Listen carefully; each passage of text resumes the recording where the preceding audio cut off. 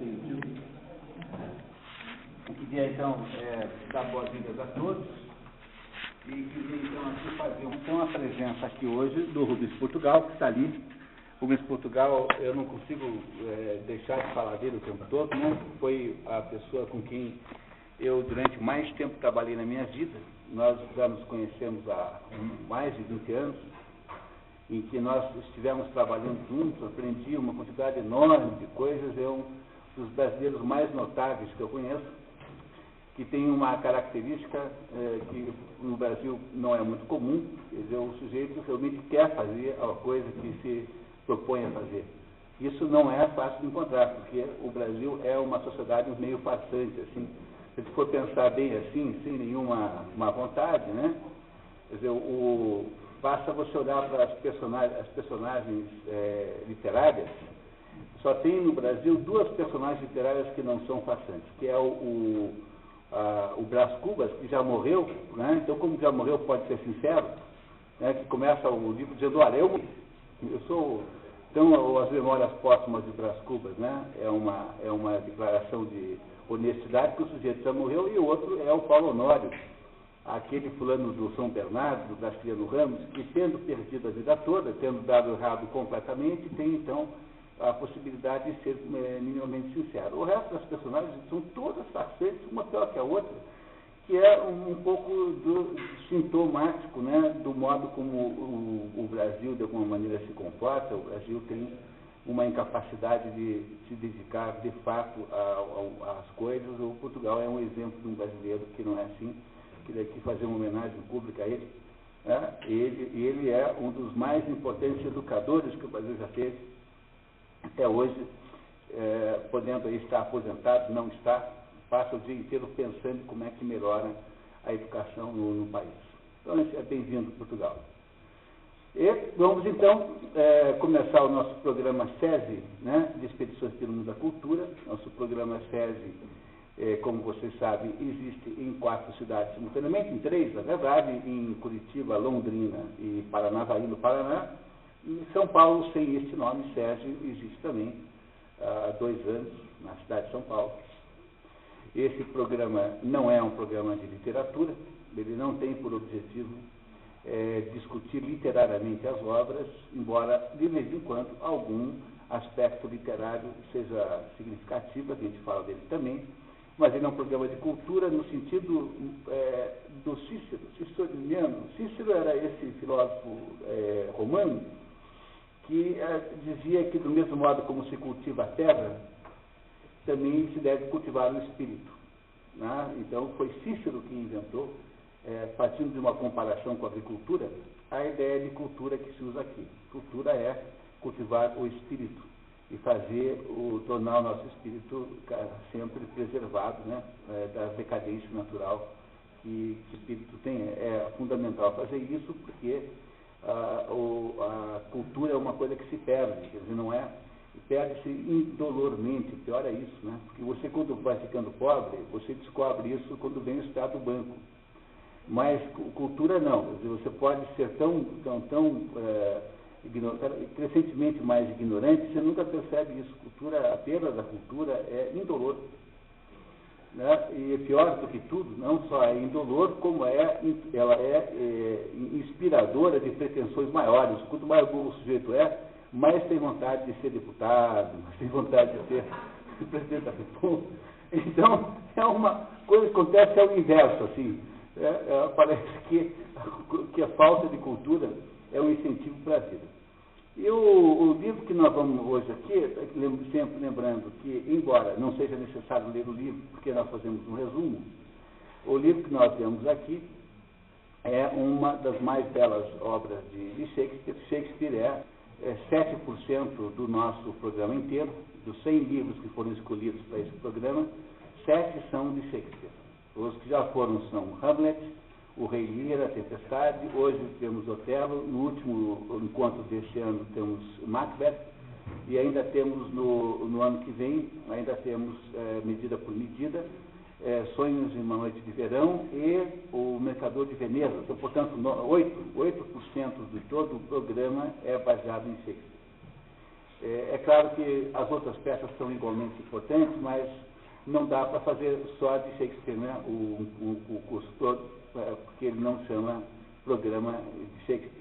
Então a gente escolheu 8 grandes peças de Shakespeare, sendo que essa hoje é a 4ª que nós estudamos aqui, chamada Otelo, sobre muitos pontos de vista, considerada a melhor, sobretudo do ponto de vista teatral. Quer dizer, nenhuma delas se adapta tanto à encenação quanto essa.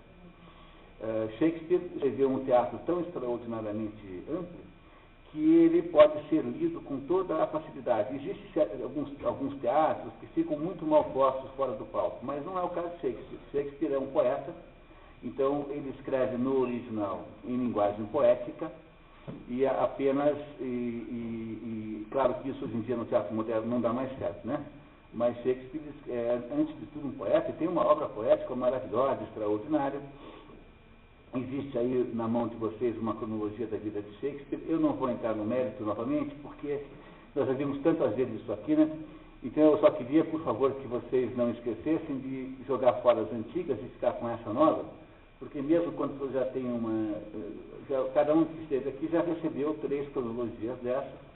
Então essa última é sempre a melhor de todas, porque nós nunca repetimos o material sem melhorá-lo, né? A gente sempre faz uma pequena melhoria nos materiais. Essa de todas é a melhor, seguramente. Shakespeare foi durante muito tempo cercado de mistério, e sobre a vida de Shakespeare estabeleceu-se uma série de fantasias, das mais, digamos assim, incríveis até as mais absurdas. Sobre Shakespeare duvida-se até mesmo da própria existência da pessoa, dizendo que ele nunca existiu, que era um conjunto de gente que fazia as peças. Isso é completamente errado, embora existam em algumas vezes claras indicações de que ele escreveu com auxílio de alguém, quer dizer, alguém escreveu junto.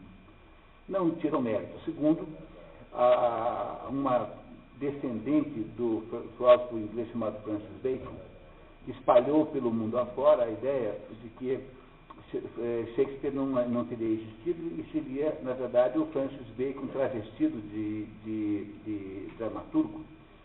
E essa ideia foi realçada porque esta mulher, querendo então que se abrisse o caixão de Shakespeare, que não pode ser aberto por indicações dele mesmo, ela dizia que tem que abrir o caixão porque ele estaria segurando no caixão, aquele esqueleto estaria segurando no caixão os documentos que provariam a verdadeira identidade de Shakespeare. Ela ficou então fazendo durante anos uma espécie de colar sentada na frente do túmulo e não saía até que abrisse um caixão. Bom, ela ajudou a fazer a popularização da tese de que o Shakespeare não teria existido. A outra tese absurda é de que Shakespeare seria mulher, e não foi ele que escreveu, foi a própria mulher que escrevia com o nome dele, coisa muito mais improvável ainda, já que a temática e a abordagem de Shakespeare é essencialmente masculina. Se você se acostuma a ler literatura, você percebe que uma mulher escreveria isso de outro jeito, não desse.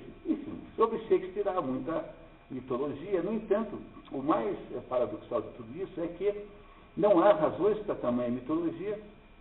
Sabe-se que ele foi filho de um nobre da baixa nobreza católico, e isso foi o fato que atrapalhou a vida de Shakespeare logo no início, porque ele nasce naquele momento em que a Inglaterra está se protestantizando por obra de um serial killer chamado Henrique VIII. Né? Então, esse Henrique VIII, que era um serial killer, ele protestantiza a igreja, a Inglaterra, não criando a igreja anglicana, porque a igreja anglicana já existia, mas tornando-a uma espécie de igreja oficial dentro da Inglaterra. E esse Henrique VIII, então, começa a perseguir os católicos. O pai de Shakespeare, do prestígio social, não pode mais aparecer, não pode nem usar o brasão de armas da família, e ele é, no entanto, criado muito bem, vai para as melhores escolas disponíveis na época, portanto, teve uma formação boa, e ele, então, tem uma formação muito adequada, muito bem feita, e ele vai para Londres. Ele não é nascido em Londres, né? É nascido numa cidadezinha do interior, chamada Stratford-upon-Avon, um lugar pequenininho, E ele, em Londres, então, começa uma carreira extraordinariamente bem-sucedida no mundo do teatro. Esse é um mundo sem diversões públicas, não é um mundo, não tem cinema, não tem show de rock, não tem televisão, não tem nada disso, e ele, então, misturando todas as funções teatrais. Ele é autor, ele é ator, como era comum na época. No teatro shakespeariano não há mulheres atrizes, e na França já começa a haver mulher atriz nessa época. O teatro clássico francês já tem mulheres atrizes, mas na Inglaterra não. Ele, então, é ator, ele é autor, ele é produtor teatral e ele é empresário. Ele faz todas as coisas ao mesmo tempo. Também não esquecer que Shakespeare, o teatro no tempo de Shakespeare, era um teatro estatal. Estatal no sentido de que o rei, para impedir que o teatro se transformasse numa arma política, ele obrigava a que as companhias de teatro fossem patrocinadas pelo nobre. O nobre assumia uma certa responsabilidade pública por aquela companhia, e de modo que o Shakespeare, durante toda a sua vida, foi patrocinado por um outro nobre, sempre com um nobre importante, portanto, digamos, era um teatro que acontecia sob as vistas do Estado. Não era um teatro livre. Mas, seja como for, era um teatro que deu muito dinheiro a Shakespeare. Tanto deu que Shakespeare, quando morreu, era um sujeito rico. Ele era sócio de um teatro enorme em Londres, chamado Globe Theatre, que no tempo que não se faziam,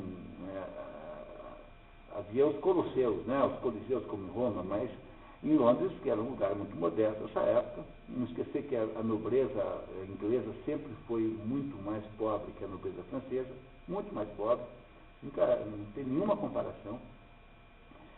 E a nobreza inglesa tinha lá, então, consentiu que se fizesse um teatro de madeira em Londres, pegou fogo, depois foi reconstruído, chamado Globe Theatre, de que Shakespeare era sócio. Quando Shakespeare, então, volta para Stratford-upon-Avon, meio que se aposentando, depois que escreve A Tempestade, que é a sua obra de despedida, que nós já analisamos aqui, a mais emocionante das obras de Shakespeare, A Tempestade. Ele volta para uma aposentadoria, mais ou menos confortável. Ele só teve filhas, o único filho que teve chamava-se Hamlet, parecido com Hamlet, mas um pouco diferente. Morreu muito cedo de praga, da peste negra, que esteve lá, aconteceu durante a vida de Shakespeare. Ele não teve filhos e as filhas não tiveram filhos, logo não há descendentes de Shakespeare. Ninguém pode, nesse mundo, chamar-se descendente direto de Shakespeare. Durante a sua história, ele escreveu uma quantidade muito boa de peças, todas ficaram, de alguma maneira, preservadas para o futuro. Há um problema sério, que é a diversidade de versões, da mesma peça, várias versões diferentes. Essa aqui, por exemplo, Otelo, tem 2 ou 3 versões diferentes. Então, interessa sempre perguntar qual é a origem da tradução, porque, dependendo da versão, é de um jeito ou de outro. E isso é assim porque, como não havia naquela época uma preocupação de edição profissional da obra, o que acontecia é que, depois que era encenada a obra, alguém imprimia um texto meio clandestinamente. Naquela época, os editores eram sujeitos que tinham gráficas, que tinham uma impressora tipográfica, obviamente, e alguém imprimia com base no quê? Ora, com base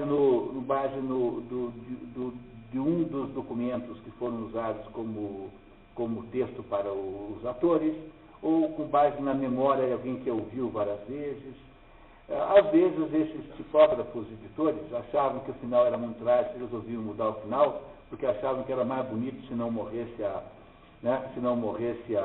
Olha, nós temos lugares aqui, na pista, tá? Infelizmente, estamos hoje meio apertados aqui, tá? Vamos lá. Então, alguns desses editores achavam que não era para gente, que era melhor fazer. Olha, temos lugares, se vocês quiserem movimentar as cadeiras, temos mais uma ali, tá? Não se... Há um outro evento aqui no prédio, então nós saímos daquela sala maior e fomos postos aqui nessa sala menor. Espero que vocês não se incomodem. Tá? Então, havia muita, por exemplo, no final do Rei Lear, foi modificado por um editor que achava uma tristeza a Cordelia ter morrido. Então o sujeito vai lá e inventa um final em que a Cordelia não morre, para ter uma ideia de como se modificaram os finais das obras, né? Essa aqui não sofreu nenhuma grande modificação, embora há pontos menores, talvez eventualmente eu possa até entrar no mérito, né? Há pontos importantes aqui que andaram, que há diferenças entre as diversas versões. Até hoje, dependendo do original que é usado, tem um certo jeito de contar a história e outro. Isso tem a ver com a precariedade editorial daquela época.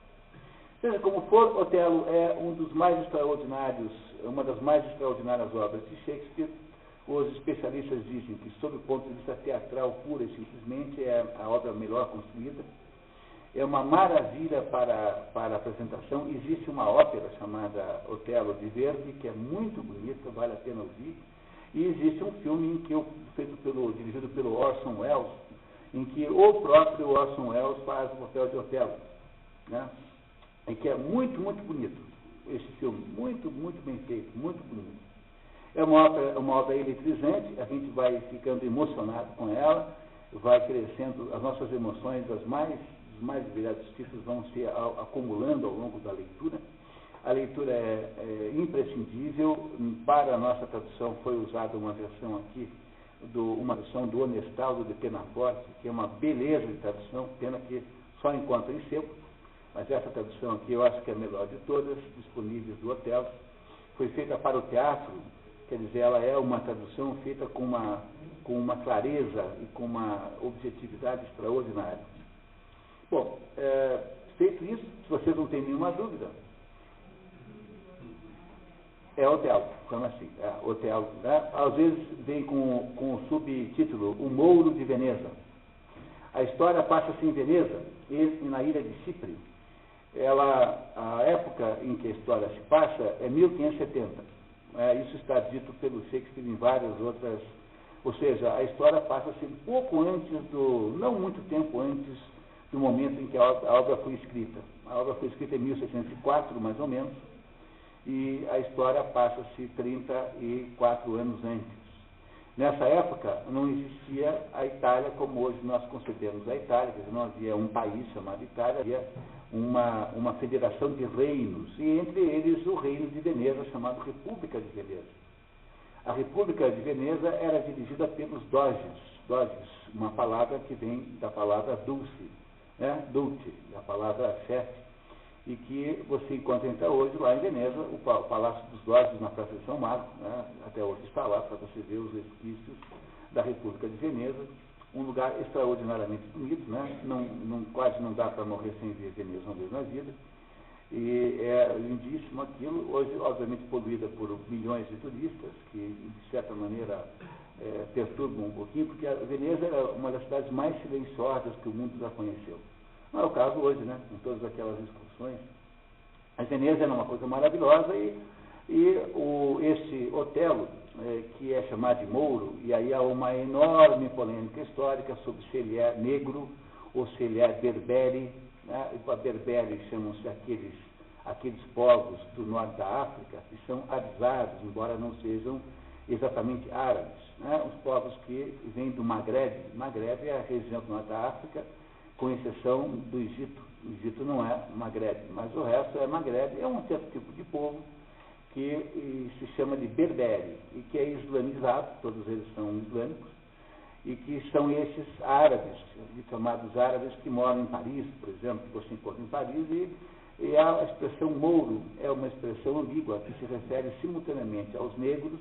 Mouro vem de moreno, né? Mouro, moreno, e vem aos berberes. Então, não se sabe o que é que Shakespeare queria dizer com isso, porque portanto, que para ler Shakespeare tem que tomar um cuidado muito grande e não ser excessivamente literal, porque Shakespeare era um empresário do mundo teatral. Então, o que ele fazia era ficar fazendo uma peça atrás da outra com uma certa pressa. Tanto é que quando você lê Shakespeare com um pouco de atenção, se descobre que existem pedaços que não combinam dentro da mesma peça, que existem referências a tempos anteriores que são incongruentes. Por exemplo, em Hamlet, a escola onde Hamlet estudaria antes de vir para os funerais do pai dele, não havia sido fundada na época em que Shakespeare diz que aconteceu a história, entendendo? Então, em Shakespeare, há uma porção dessas inconsistências. Não é para ler Shakespeare como se lê um livro de história, porque ele, no fundo, não está muito preocupado com isso. Ele está, na verdade, criando uma trama cujo sentido central é o que ele quer debater. Tanto é que a maior parte das peças de Shakespeare são copiadas de alguém, foram influenciadas por uma outra obra ou algum fato que ele andou lendo. Não são peças originais, isso não tem a menor importância. Essa, por exemplo, já existia com mais ou menos a forma que tem numa peça de um fulano chamado Cíncio, um italiano chamado Cíncio, que havia escrito um drama equivalente. Mas o que faz Shakespeare é pegar aquelas historietas mal contadas e transformá-las em verdadeiras catedrais góticas. Então, nisso, ele é absolutamente incomparável. É preciso sempre ter esse cuidado de não achar que Shakespeare é um historiador, porque não é. Às vezes, as coisas que ele conta não estão muito precisas. É claro que, nesse caso, houve, de fato, uma briga entre os turcos otomanos e os venezianos em torno de Chipre. Isso é verdade, aconteceu. Mas não é um livro para contar essa história. É um livro para contar a história do amor entre Otelo e Desdémona, que é tudo o que ele quer nos explicar. Se vocês estiverem felizes, nós podemos começar a nossa leitura. Todos receberam aí o resumo. Então, temos aí, eu sempre começo lendo esse pequeno prólogo, né? Então, hoje nós não temos nossa leitura oficial, a Clara, que está no Rio de Janeiro, cumprindo uma missão familiar, né? E nós vamos voltar ao nosso velho sistema de leitura sequencial aqui. Aliás, temos a lição.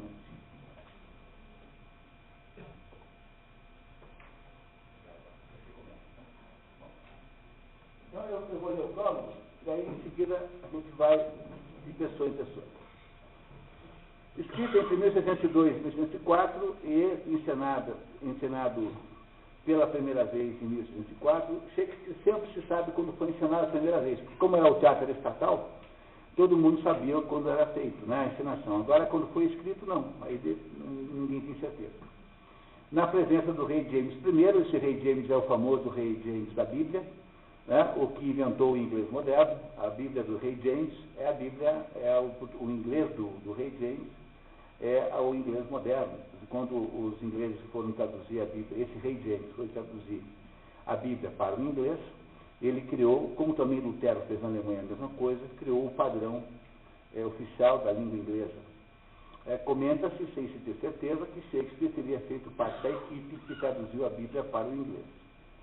E isso, descobria-se disso pela quantidade anormal de expressões Shake e Spear dentro da tradução inglesa. Né? Essa é a razão da desconfiança.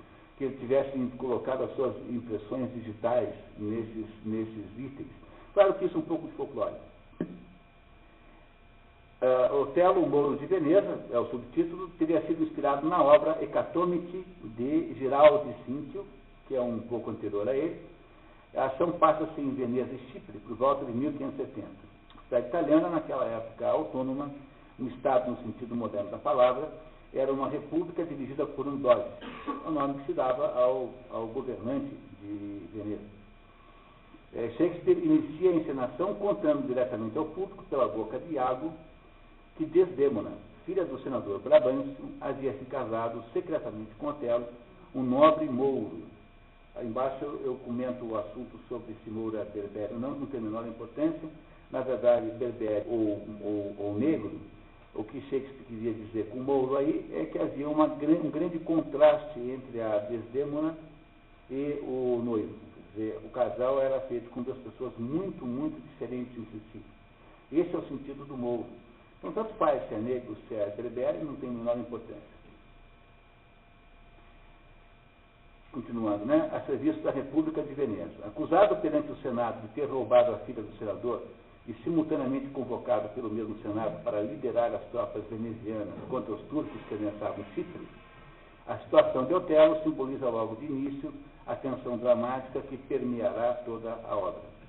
A tradução utilizada é de Honestal de Penaforte, que a empreendeu especialmente para a montagem da peça, em março de 56, pela então recém-criada companhia Tônia Celi Altran, que é a Tônia Carreiro, Adolfo Celi, que era um diretor italiano, e o Paulo Altran, dissidência do Teatro Brasileiro de Comédia. A tradução de 55 e editada em 56 foi elogiada por Manuel Bandeira, em Crítica no Jornal do Brasil, onde lembra que traduzir Shakespeare é como executar acrobacias e trapézios sem rede embaixo. Então, uma maneira, achou a tradução boa, já é um grande indicativo de que é boa mesmo. Apesar de que é extraordinária, é muito, muito, muito boa. De fato, é a melhor de todas elas aí que estão no Brasil, e são boas, de modo geral, as traduções de Shakespeare no Brasil. Então, essa é a história que nós vamos ler. É muito importante que vocês reparem que, logo de início, que a história já começa com a ideia do casamento. Nós não sabemos como é que esses dois se conheceram, nós não sabemos se eles namoraram muito tempo. Na verdade, eles se casaram logo no início da peça. E isso tem muita importância depois da interpretação. Peço que vocês prestem atenção nesse detalhe. Para aqueles que estão vindo pela primeira vez, são muito poucos, mas estão aí, lembrar que agora, nessa segunda parte da nossa tarde, nós vamos ler o resumo que está aí por escrito, porque nós sabemos que nem todos conseguem ler o livro antecipadamente, mesmo quando é um livro rápido de leitura como é esse, né? Mas todo mundo é muito ocupado, então a gente compreende isso.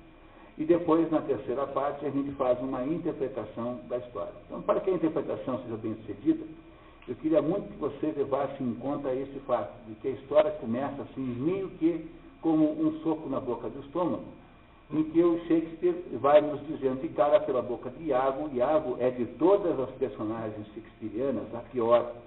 Não há ninguém mais vil, ninguém mais pior, não há ninguém mais mau caráter, mais delinquente, mais malfeitor do que Iago. Tá? O Edmundo, por exemplo, no Rei Lear, que alguns de vocês lembram dele, o Edmundo era não tão ruim quanto o Iago, porque o Edmundo queria o poder do irmão, queria destornar o Edgar. Mas esse Iago não, esse Iago é adepto de um mal absoluto, quer dizer, ele é completamente dedicado ao mal, esse Iago, que é a personalidade negativa da história.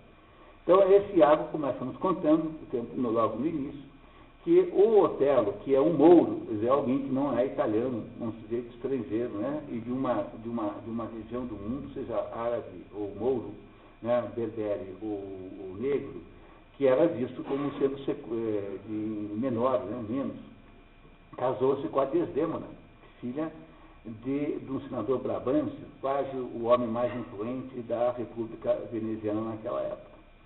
Isso é um choque enorme, entendeu? Porque hoje em dia não parece tão chocante, mas se você recuar no turno do tempo para essa época, haverá de lembrar que isso é uma coisa muito chocante. Que esse fato aconteceu é muito, muito grave. E é assim que começa a história. A história aí do ato 1, como quase todas as peças, tem 5 atos. Vamos ao ato 1, então. Estamos em Veneza, 1570, na terra dos Dozes, do comandante do governante de Veneza, quando se chega a notícia de que houve o tal do casamento. Vamos lá, está ligado? Não? Às vezes tem mais de um botão. Então vamos lá. Se alguém não quiser ler, não precisa nem explicar, é só passar o microfone para frente, para ninguém tem obrigação de ler. Por favor, fiquem à vontade. Rodrigo, um rico veneziano, e Iago, um alferes, vêm pelas ruas de Veneza conversando. Alferes é uma patente militar que não existe mais, né? No Brasil também não tem mais, mas teve muito alferes aqui. Eu nem sei, Portugal, o que seria um alferes hoje na... Sargento? Menos. Alferes?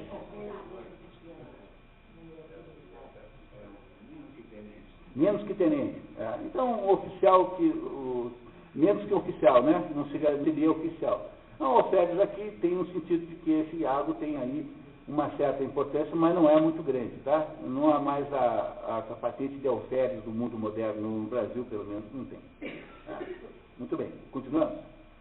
Iago queixa-se de ter sido preterido pelo general Otelo na escolha de seu novo lugar-tenente, cargo oferecido a um simples contabilista. Por favor. Nota 2? Nota 2.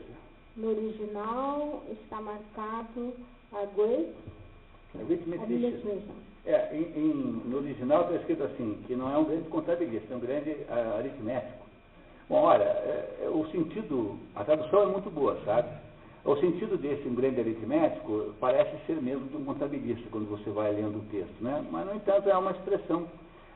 Contabilidade também não devia existir naquela época do jeito que é hoje. O que se quer dizer aqui é que o Iago acha que o outro lá é um homem de números, não é um militar, não é um soldado de verdade, né? Por isso é que ele está furioso em ter sido preterido pelo outro. Quer dizer, o comandante Otelo, na hora de escolher um lugar-tenente, né? O lugar-tenente no sentido, não no sentido moderno, mas aquele que está no lugar, né? Fica no lugar quando o outro não está. Escolheu Cássio, Miguel Cássio, e não a ele, Iago. Né? Por favor, Sérgio.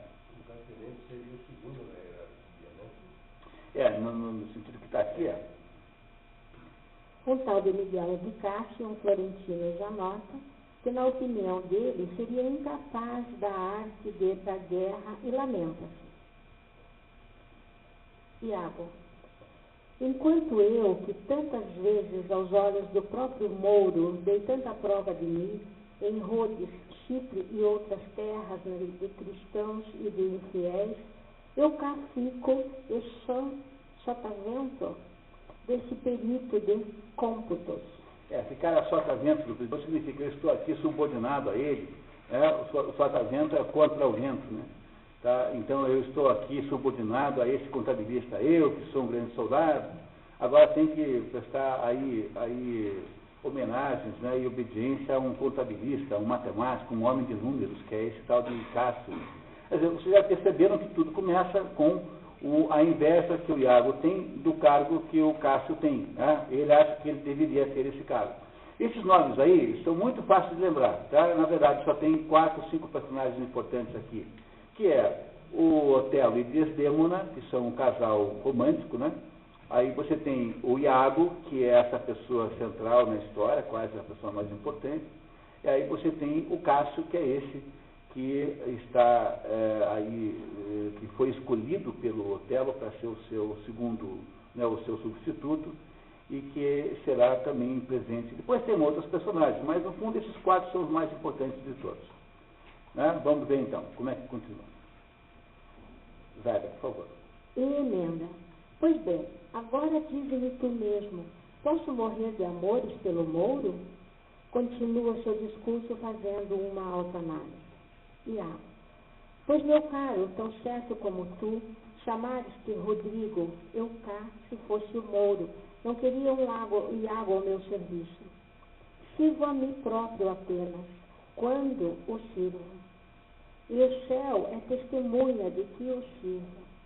Não por estima, nem por dedicação, embora sob a capa de tais lérias, mas tão somente porque me convém. Sob a capa de tais lérias, assim, embora eu fique com essa conversa fiada, não sei o que, no fundo, eu só faço o que me convém. O que vocês acham dessa declaração de personalidade do Iago? Simpatizaram com ele agora? Eles dizem, olha, eu se fosse o outro também não tinha me escolhido, porque eu sou uma espécie de canalha.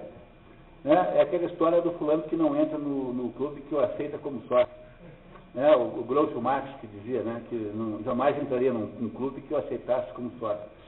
Então o Iago está aqui fazendo uma declaração de que ele é um sujeito mesmo que não serve a ninguém de verdade, que não é leal.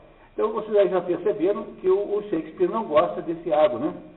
Não é mesmo? Quer dizer, esse Iago, no final dessa história, vocês vão querer matá-lo, mais ou menos. Garanto que no final da história todo mundo vai querer matar esse Iago, tá? Muito bem. Mais um pouquinho, Dara, por favor. A dupla chega à casa do senador Bramâncio e, embaixo da janela, aos gritos, o acorda dizendo-lhe que ele havia sido roubado. Perdestes a metade de vossa alma. Agora, neste instante, um velho carneiro negro está cobrindo a vossa ovelhinha branca. Rápido, rápido, enquanto o diabo, no esfregar de olhos, não vos faz um neto. Veja que grosseria, né? Quer dizer, a ovelhinha branca é Desdémona e o camelo negro é o Otelo. Agora, vejam que o Shakespeare é um sujeito mal criadíssimo, então não há em Shakespeare nenhuma preocupação com linguagem educada, sabe? Todos os palavrões que você possa imaginar estão em Shakespeare. Ele não é um ator assim com uma putitice, ele é um sujeito assim grosseiro até. Então ele fará grosserias terríveis aqui ao longo dessa história. Mas veja, isso quem está falando embaixo da janela? É essa dupla, o Rodrigo, que é um sujeito rico e que é apaixonado pela Desdémona. E esse Iago que quer vingar-se do Otelo porque queria o lugar dele. Então são duas pessoas irmanadas por razões diferentes contra o Otelo, acordando o senador mais importante da República para avisá-lo de que a filha dele havia fugido com o Otelo. Continuamos. O senador acusa da janela Rodrigo de novamente assediar a filha dele, Desdémona. Mas o rapaz declara ter vindo com a melhor e a mais honesta das intenções. É verdade. Iago confirma as boas intenções da dupla, insistindo que os dois haviam vindo impedir que a filha dele fosse coberta por um cavalo da Barbéria. Berbéria? Um berbere, né? Norte da África. Quereis que os vossos netos relinchem para vos pedir a bênção? Agrada-vos parentela de costéis e ginetes? Quer dizer, é um pouco grosseiro esse jeito de falar de todo jeito, né? Seja como for, né? Quer dizer, aí começa tudo com uma intriga. Isso começou na terceira página, já está nesse nível de intriga. Né? A história já começou a ser intrigante logo de cara. Rodrigo esclarece finalmente que Desdémona, a linda filha, se entregou às grosseiras carícias de um mouro lascivo. Brabantio acorda a criadagem alvoroçada. Iago resolve desaparecer porque, no seu posto, não seria prudente ser citado como testemunha contra o mouro. Brabantio inicia a procura pela filha, de casa em casa. A filha tinha de fato sumido, e tinha de fato casado com o Otelo, por causa que entendo que os dois ficaram assim numa situação íntima naquela noite, né, sem haver um ritual religioso, nada. Ou seja, eles ficaram, né, qualquer coisa assim. Percebam aqui que o resumo não contou para vocês isso, mas vale a pena dizer que o Iago não se deixa reconhecer pelo Brabantio, só o Rodrigo se deixa. Então, a todos os efeitos, o Iago não é reconhecido pelo senador. Tá? E aí ele se esconde mostrando que, além de todas aquelas más características que ele tem, também é covarde e dissimulado, né? Não é isso? Tá? Muito obrigado, Zaida. Tá? Anatório, por gentileza. Cena 2, Veneza, outra rua. Na mesma noite, numa outra rua de Veneza, conversam Otelo, Iago e oficiais. Iago maliciosamente indaga a Otelo. Mas dizei-me, senhor, é certo que casastes? Otelo confirma e Iago quer saber se ele não teme o poder do magnífico. Referência ao senador Brabantio. Na mesma noite, depois que essa altura, o Brabantio está correndo a cidade inteira atrás da filha e o Otelo, o Iago foi lá, encontrou-se lá com o chefe dele e estão andando na rua. E o Otelo faz de desentendido, né? O Iago faz de desentendido. Otelo diz que mais alto falarão seus serviços prestados ao Estado e que as suas queixas, do que as suas queixas. E declara a grandeza do seu amor. Fica sabendo, Iago, se não fosse esse amor que a Desdémona consagro, jamais poria freios e fronteiras à minha vida venturosa e errante, nem por todo o tesouro que há nos mares. Vocês se dão conta da enormidade que é esse fato? Porque o homem é um general, um soldado, mouro, tem uma vida aventureira e, de repente, ele casa com a mulher mais desejável de Veneza, a filha do senador mais poderoso, né, e que, de alguma maneira, o civiliza, né, ou transforma num ser controlável. Então, é esse o fato que aconteceu, de uma gravidade extraordinária. E isso é muito grave para aquele momento, situação que está ali naquele momento, né? Mas vamos ver o que acontece em seguida. Chegam Cássio e oficiais com tochas. A comitiva vem conversar Otelo, em nome do Dório, para uma assembleia cujo assunto está ligado a Chipre. Os senadores estariam reunidos emergencialmente. Quando Otelo se afasta, Iago faz comentários maliciosos para a comitiva, comunicando indiretamente o casamento do Mouro. Ele fez a abordagem... essa noite, sim. E que essa noite ele fez a abordagem de uma certa caravela terrestre. E se vier a comprovar que a sua presa é boa, ficará ancorado para sempre. No caminho da sala do conselho, a comitiva é interceptada pelo grupo de Brabâncio que cobra de Otelo. Ladrão, onde escondestes a minha filha? Apesar do senador desejar prendê-lo, submete-se à convocação mais alta do próprio Doge. E vão todos juntos para o palácio. Porque não pode prender o Otelo, que acabou de ser convocado pelo próprio Doge, que é o maior de todas as autoridades da República, né? Então agora veja, o Otelo vai para o palácio para ser acusado, por um lado, de raptor, né, da filha do senador, e ao mesmo tempo para ser convocado para liderar as tropas venezianas contra os turcos otomanos que vão lá, né, atacar Chipre. Então percebam que aí, já logo no início da conversa, já existe uma espécie de tensão entre esses dois destinos. Esta culpa implícita em Otelo, né, por ter raptado a moça, e segundo, por ele ser o maior de todos os comandantes que podem dirigir. Isso é uma coisa muito comum na história, né? Essa tensão natural. Existe um filme chamado Bogeste, que aliás foi o Portugal que mandou assistir, faz 20 anos isso, em que conta-se uma história assim.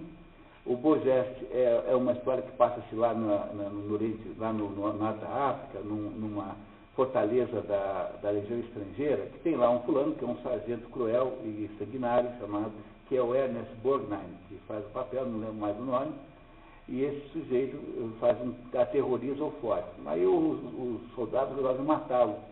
Então fazem lá uma armadilha para matá-lo, né? A hora que vão dar a facada final, há um ataque daqueles berberes ali ao forte, e eles são obrigados a soltá-lo porque ele era o único sujeito que tinha capacidade de conduzir a tropa contra o inimigo. Às vezes na vida acontece isso, né? Isso é o que acontece nesse momento com Otelo. Ele vai ser chamado agora a responder pelo rapto e, ao mesmo tempo, ele vai ser convidado a liderar a esquadra, as forças venezianas, contra um inimigo poderoso. Essa luta entre Veneza e os turcos otomanos aconteceu de fato. Estamos aí naqueles estertores do final, né, do domínio otomano, que acontece aí nessa época, e, no entanto, é fato histórico, né? Continuamos, por favor, Antônio. É a dupla, né? Aonde é que nós estamos? A dupla. Cena 3, Veneza, a sala do conselho. Otelo diz... Não, aqui já foi. Cena 3. Tá. Então, na mesma noite, numa outra rua de Veneza, conversa Otelo, Iago e o oficial. Não, na página 3. Página 3.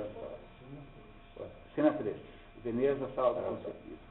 O Doge, os senadores e os oficiais discutem a ameaça turca a Chipre. Chega a notícia de modificação do destino da esquadra otomana para a ilha de Rhodes. Fato incompreensível para os presentes, já que Rhodes é muito bem defendida. Nova notícia dá conta de que os turcos, reforçados com uma segunda esquadra nas imediações de Rhodes, rumariam agora para Chipre. Nesse momento, chegam Brabâncio e o valoroso Otelo e demais oficiais. O conselho quer tratar da guerra, mas Brabâncio insiste em falar de seu infortúnio, que tal uma inundação a tudo leva na enxurrada. E para espanto do Doge e de todos, indica Otelo como perpetrador de tal afronta. Otelo confirma os fatos. De fato, havia raptado Desdémona e se casado com ela, mas adverte, toda a larga extensão da minha culpa daí não passa. Em meu falar sou rude, inábil ao versar a linguagem da paz. E não obstante propõe contar como aquele amor nascera. Não é que tenha havido um casamento, no sentido de os dois fugirem lá, como no Romeu e Julieta, e o Frei casá-los. Entendeu? No fundo, aqui está suposta apenas a união carnal, né? Mas o que é espantoso aqui e interessante é que Shakespeare não nos está dando muita informação sobre o que aconteceu até aquele momento. É como se ele não tivesse interesse em nos contar detalhes sobre como aquilo havia acontecido, como é que ele tinha fugido com a moça. Isso tudo não está em cogitação nesse momento, tá? Ele nunca nos conta isso. A verdade é que o Otelo diz que consumadamente houve a união com a moça e que ele não a havia raptado, porque, embora o resumo não conte isso, o pai dela acha que ele a conquistou por magia, porque ela era uma moça muito tímida, que corava até mesmo das próprias emoções, diz assim na obra, né? E como é que uma moça dessa ia logo casar com um fulano daquele? Só se tivesse sido enfeitiçada por ele, não é isso? Então, para garantir que isso não aconteceu, ou que aconteceu, chamam uma moça para prestar um depoimento, que vai acontecer agora em seguida. O Doge manda convocar Desdémona, cujo paradeiro é informado pelo Mouro.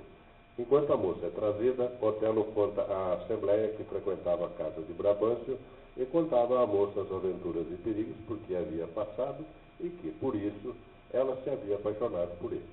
No conselho, pouco depois, Desdémona confirma seu livre engajamento matrimonial, afasta a tese do rapto. Meu nobre pai, aqui de pronto 2 deveres. A vós vos devo a vida e a educação. Ambas me fazem ver que sou aquele a quem devo respeito para sempre. Sempre a vós, como filha, obedeci.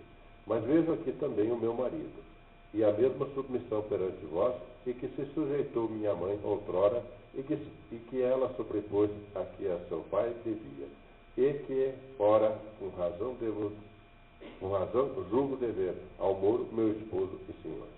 Então, ela vem dizer, olha, meu pai, eu respeito, mas do mesmo modo que a minha mãe resolveu sujeitar-se ao marido dela, que é para poder, em relação ao pai dela, que é o senhor, então eu também agora sujeito-me aqui ao meu marido Otelo. Ela legitima a união, ela não para nenhuma dúvida de que a união entre os dois tinha sido completamente voluntária e que ela, Desdémona, não tinha feito nada contra a sua vontade. Entenderam isso, né? Um pedacinho que talvez merecesse estar aqui é que Otelo diz assim, ela se apaixonou por mim por causa dos perigos por que passei. Está aí? É mais ou menos, é verdade, né? Isso mesmo, né? Eu esqueci que tinha colocado aí. E então, ela é muito mais jovem do que ele, né? Ele é muito mais velho que a Desdémona. Não, ele é um velho marinheiro, um velho comandante, um velho soldado, com uma história de bravuras muito grande, e ela é uma moça virgem, completamente inocente nas coisas da vida, que se apaixonou por ele, e aí então esse casamento foi consolidado. Então não resta mais dúvida de agora em diante de que esse casamento é legítimo. Isso é uma coisa fundamental para entender. Anatólio, por favor. Com essa declaração, Brabâncio conforma-se a contragosto e concorda em passar aos negócios do Estado, não sem antes entregar de má vontade Desdémona a Otelo.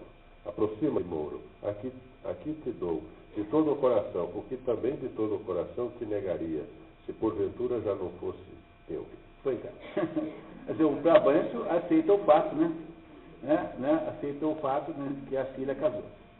O Doge apoia o gesto, lembrando que o roubado que ri furta algo ao seu ladrão. Se a chorar perde tempo, assim se rouba então. Mas Brabâncio relembra que sentença que propõe consolo ao sofredor é mais fácil de seguir quando é alheia à dor. Claro, né? Porque não é a filha dele, né? Do Doge que fugiu com o Otelo e tal. Entendeu? Vocês compreendem que isso é para a sociedade da época uma situação muito, muito traumática, né? Esse casamento é muito traumático. Continuamos. Mudando finalmente para assuntos de Estado, o Doge resume a situação. Os turcos, com uma poderosa armada, fazem-se de vela rumo a Chipre. Melhor do que ninguém, Otelo, tu conheces as condições daquela praça. E não obstante, temos lá um outro comandante de reconhecido valor. Em ti recai a nossa escolha, que, aliás, reflete a opinião geral para o comando da guerra. Deves resignar-te, portanto, a permitir que a tua recente felicidade seja empanada por esta dura e turbulenta expedição. Muito bem, então, dessa situação toda, o Otelo sai com a mulher, né, legitimada pelo próprio Doge, e sai com uma missão perigosíssima, que é impedir que os turcos otomanos invadam Chipre. Chipre é uma ilha no meio do Mediterrâneo, perto da Itália, que nessa época era, digamos, estava ocupada pelos venezianos. E aí, então, a vida de Otelo, então, nesse momento, parece ser uma vida bem sucedida, porque ele tem a mulher que ele queria, com quase uma mulher impossível, e ao mesmo tempo ele está liderando o maior general de Veneza. Então não é pouca coisa, não é isso? Tá? Muito obrigado, Antônio. Jorge, faz favor. Mudando finalmente para os assuntos de Estado, o Doge... Como Otelo aceita a missão? Como Otelo aceita a missão, nada mais me alegra e me estimula do que enfrentar as provações mais duras. Desdémona pede ao conselho que permita que ela acompanhe o marido a Chipre. Desfeita a reunião, o Doge comenta com o inconsolável Brabantio: se o emblema da virtude é a alvura, eu asseguro, senhor, que o vosso genro é mais branco que escuro. Um senador resume: adeus, valente Otelo, adeus. Faze Desdémona feliz. Ao que Brabantio sombriamente emenda: abre teus olhos, mouro, e sê bem cauteloso. Se ela enganou o pai, pode enganar o esposo. Vocês veem que coisa impressionante que é isso, né? Porque ela é vista como... veja, essa moça é vista como tendo feito uma malandragem, assim, como tendo feito um casamento às escuras, sem pedir autorização, porque hoje em dia ninguém faz isso. Muito difícil se achar alguém que foi lá e casou e chegou em casa: eu casei ontem à noite. Né? Você conhece alguma mulher que chega em casa na segunda-feira de manhã, no domingo de manhã, e avisa que casou na noite? Não, nem hoje faz isso, né? Imagine naquela época a filha do senador. Porque, veja, o Shakespeare não nos conta em que circunstâncias tudo isso aconteceu. Simplesmente diz que isso aconteceu. E esse fato de que ele entra direto no assunto é muito importante na interpretação. Mas essa moça, então, acabou aqui no final desse pedaço da história, saindo-se como traidora da confiança paterna. Tudo indica que ela não tem mãe, porque a mãe nunca, jamais é mencionada. Então, tudo indica que ela é órfã de mãe. E que o pai, então, sente-se traído. Não está escrito aqui, embora devesse estar, mas saberemos mais tarde que o senador morre de desgosto por causa do casamento. E esse senador morrerá logo em seguida de desgosto por causa do casamento da filha. Desse casamento, desse tipo, né? Do modo como foi feito. Continuamos, por favor. Otelo, que parte imediatamente, encarrega Iago, sua mulher Emília, de transportar Desdémona a Chipre. Iago e Rodrigo, constatando o fracasso da intriga, expressam sentimentos conflitantes. Rodrigo, que é apaixonado por Desdémona, quer morrer, porque não tem virtude bastante para se emendar. Mas Iago está mais filosófico. Iago agora fará um discurso que é o discurso mais famoso dessa peça, no qual eu pediria que vocês prestassem muita atenção, para nos ajudar a entender depois o sentido da obra. Tá? Como vai? Virtude uma fica. De nós mesmos depende sermos deste ou daquele feitio. O nosso corpo é uma horta de que o nosso arbítrio é o hortelão. Essa é a frase mais famosa dessa peça. O nosso corpo é uma horta e a nossa vontade é o jardineiro. Às vezes o nosso corpo é um jardim e a nossa vontade é o jardineiro. Isso é muito comum. Todo esse pessoal que é metido a assuntos medicinais de natureza, essas coisas todas aí, naturebas em geral, todos eles põem essa frase aqui no caderninho, assim, quando vão dormir, eles recitam 10 vezes antes de dormir. Essa ideia de que, né, no fundo, a ideia de que você é o que você come, né, sabe essa ideia central? Né, no mundo moderno acha-se isso, né? Como se toda vez que o coelho comesse alface, o coelho virasse alface. Quando acontece totalmente ao contrário. Quando o coelho come alface, é alface que vira coelho, e não o contrário. Bom, mas, seja como for, né, essa frase aqui virou a frase central, a frase padroeira do pessoal da medicina alternativa, essas coisas aí. Tá. Continuamos. De forma que, se quisermos plantar nele ortigas ou semear alface, criar risopos ou moldar tomilho, cultivar nele um só gênero de ervas ou espécies variadas, torná-lo estéril pelo nosso ócio ou fertilizá-lo com o nosso amanho, é em nós mesmos, na nossa própria vontade, que estão o alvitre e o poder para tanto. Se na balança da nossa vida não houvesse o prato da razão para equilibrar o outro prato das paixões, os nossos humores e a baixeza dos nossos instintos nos levariam às mais absurdas consequências. E é completamente notável que quem tenha dito isso seja o Iago. O Iago não é o sujeito que está lidando com sentimentos de vingança, também de inveja, né? Porque no fundo o Iago também tem uma certa tendência amorosa para com a Desdémona, né? Mas veja, um sujeito motivado pela vingança faz um discurso filosófico desse aqui, um discurso filosófico, né, de uma maturidade extraordinária que aí na boca de qualquer filósofo da época. O Iago que é um alferes. Isso é um fato notável, que tenha sido o Iago quem diz isso. Tá? Não é isso? Está dizendo que só nós, o modo como o nosso jardim será cuidado depende só de nós é que temos essa autoridade sobre isso. Tal. Depois, na interpretação, a gente volta a esse ponto. Jorge, por favor. Iago, que não quer desistir, convoca Rodrigo para continuar. Vem também para a guerra. Aconselha-o a vender metade das suas propriedades para fazer dinheiro e investir na empreitada. Não é possível que Desdémona continue por muito tempo enamorada pelo Mouro. Põe dinheiro na tua bolsa, nem ele por ela. Amor que começa violentamente tem desfecho correspondente. Põe dinheiro na tua bolsa. Esses mouros são volúveis por natureza. Enche a bolsa de dinheiro. O manjar que para ele, por enquanto, é adocicado como mel, em breve lhe amargará como fel. Ela mudará porque é moça.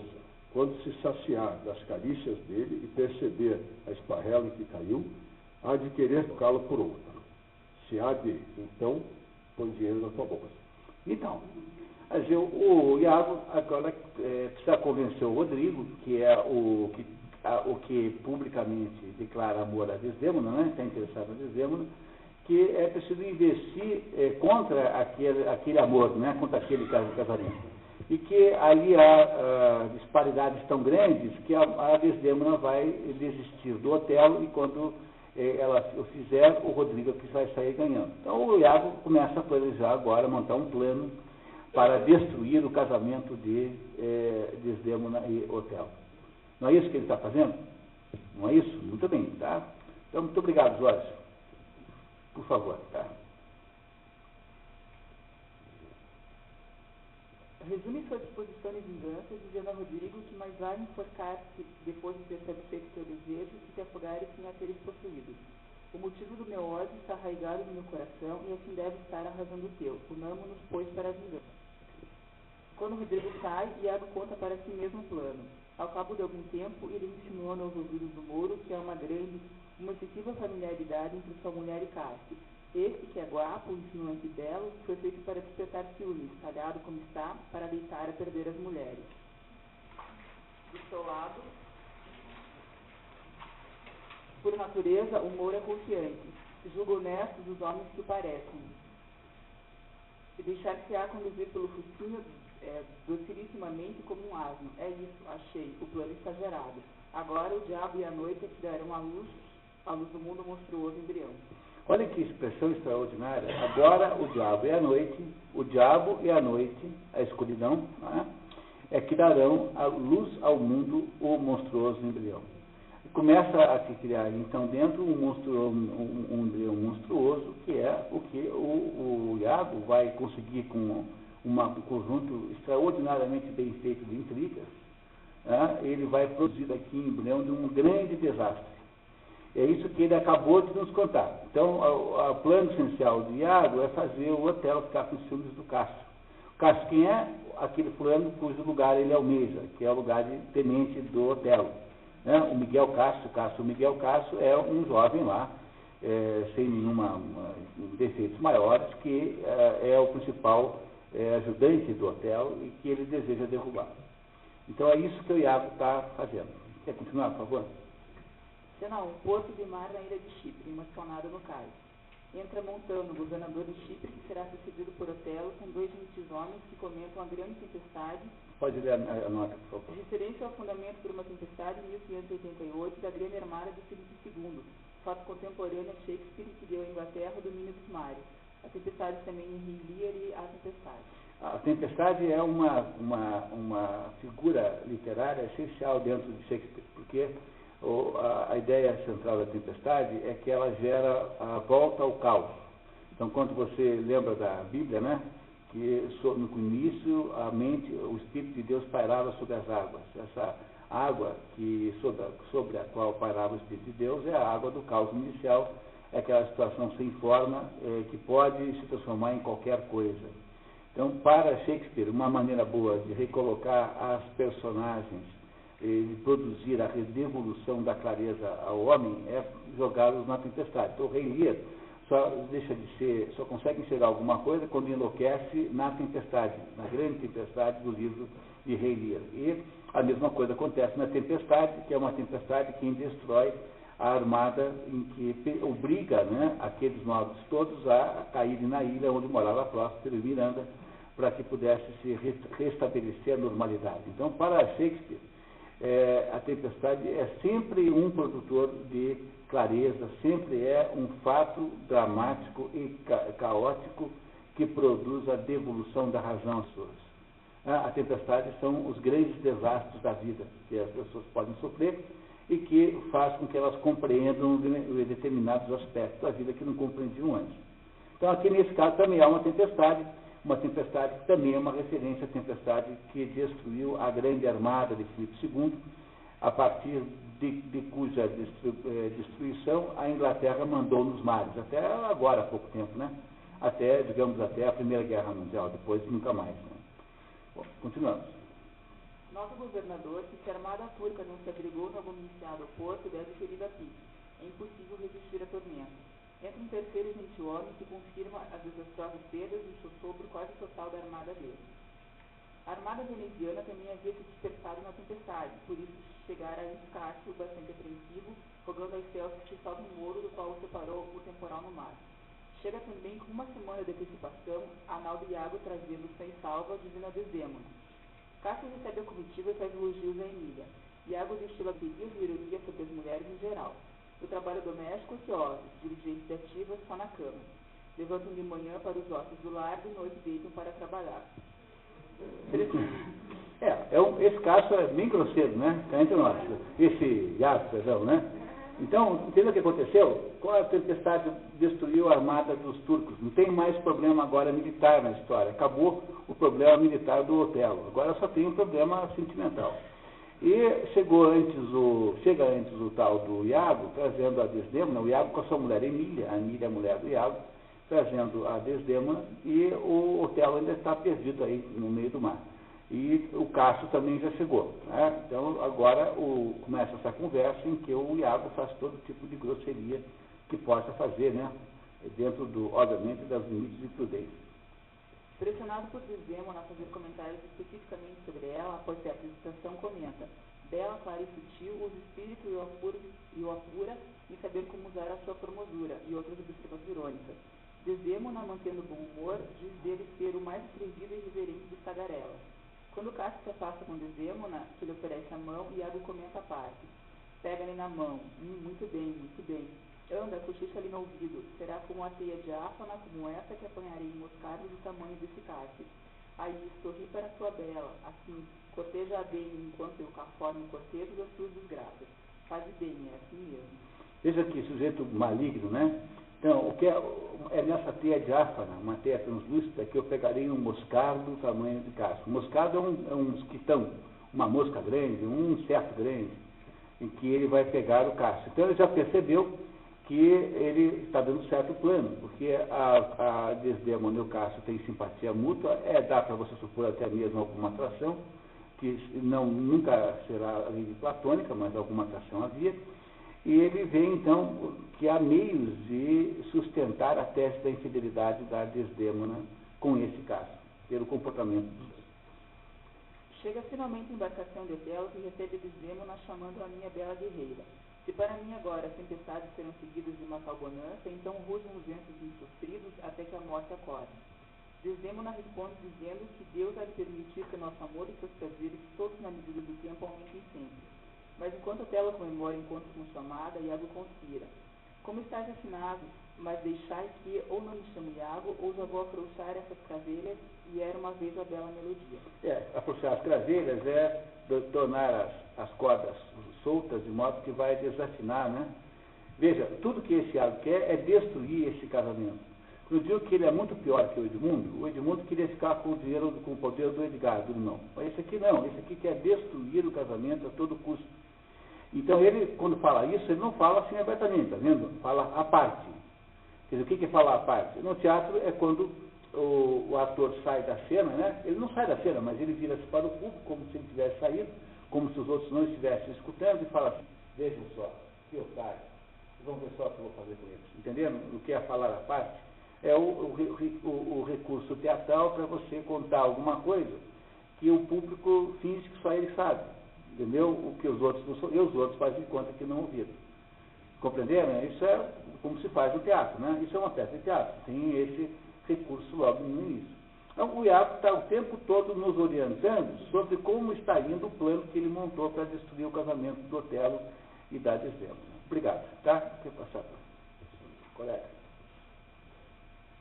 Começando a execução do plano, Otelo comenta com Rodrigo ter notado que Desdémona estaria louca por Cássio e que, uma vez saciado o ardor dos sentidos pela prática do prazer, para que ele torne a se inflamar e dê à saciedade um novo apetite, é preciso que sobrevenha a fascinação da beleza, a conformidade das idades, do gosto, seduz por maneiras, tudo isso de que o Mouro é desprovido. Assim, depois que passa aquela paixão sexual e tal, aí conta a diferença de idade, a diferença social, compreendendo? Tudo isso o Mouro não tem, porque o Mouro é um sujeito da África e a Desdémona é uma moça italiana da corte de Veneza.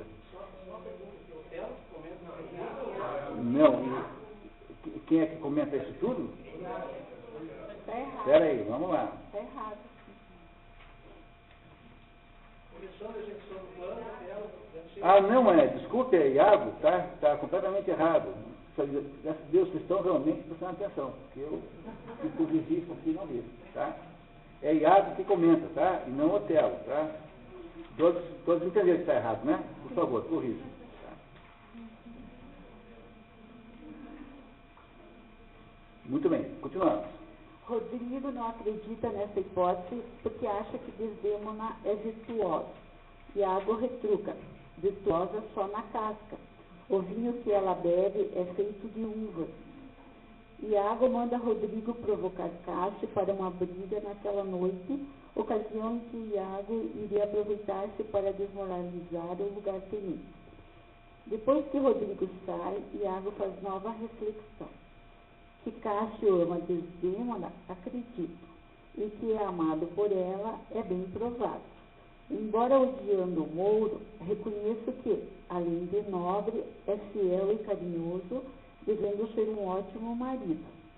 Ora, sucede que também a quero, não por carnal, por concupiscência apenas, conquanto eu não esteja nada isento de tal pecado, mas também em parte por um igual desejo de vingança, pois que suspeito que o lascivo Mouro andou a cavalgar na minha cela.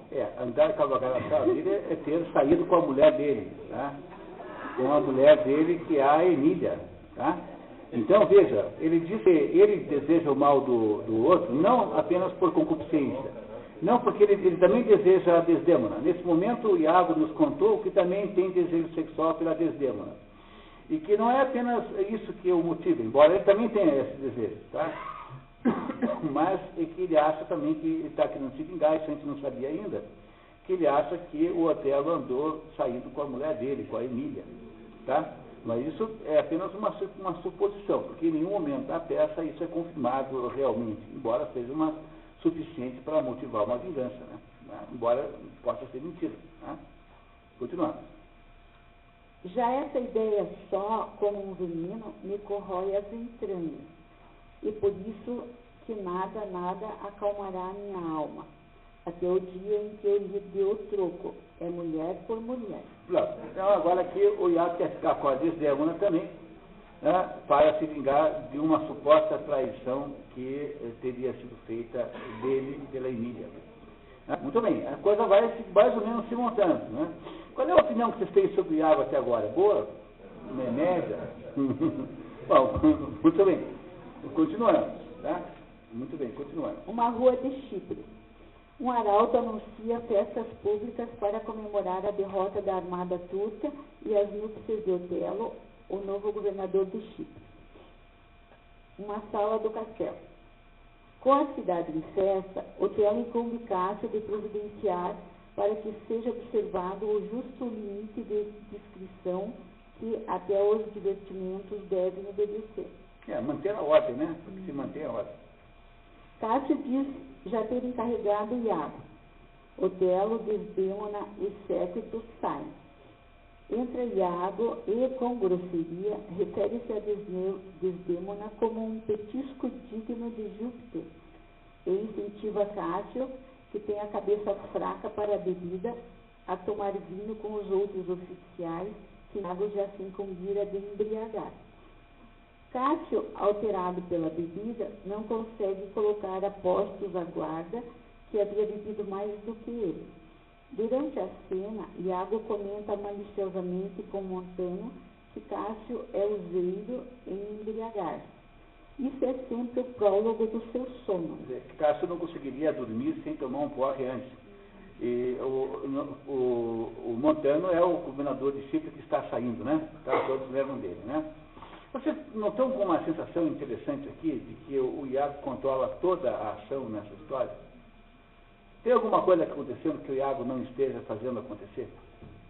Ele embebedou a guarda, e conseguiu que o Cássio se embebedasse, não é isso? Tá? Então, todas as coisas que ele planeja de alguma maneira funcionam, né? Não se pode dizer que não seja um estrategista, por mais que você esteja com má vontade com o pobre rapaz, né? Não se pode dizer que ele não tenha aí uma capacidade boa de estratégia. Mas vamos ver se ele continua vencendo. Tá? Muito obrigado. Dias, por favor. Chega Rodrigo, igualmente bêbado, e conforme o plano, ofende e desafia Cássio, que reage. Vou surrá-lo tanto que ele depois aparecerá uma garrafa empalhada. O Rodrigo é aquele rico que quer casar com a Desdémona e que o Iago está transformando em financiador do plano. Lembra que mandou vender as coisas? Tá muito bem. Começa uma briga envolvendo vários homens. Iago, aproveitando a situação, manda espalhar por Rodrigo que estava acontecendo um motim. Chega Otelo, alertado pela gritaria. Montano desfalece, dizendo-se mortalmente ferido.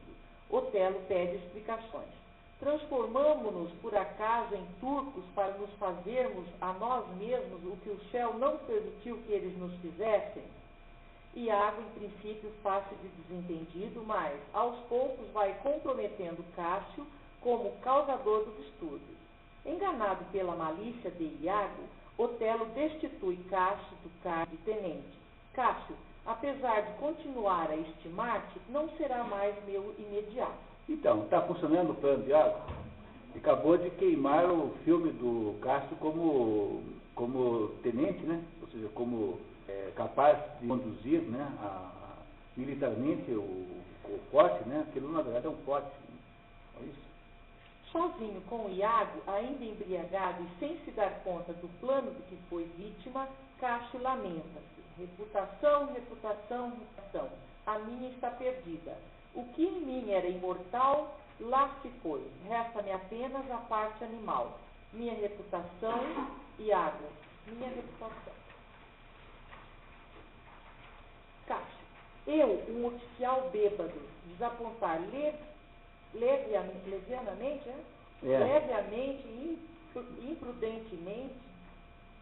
impudentemente, um comandante tão bom.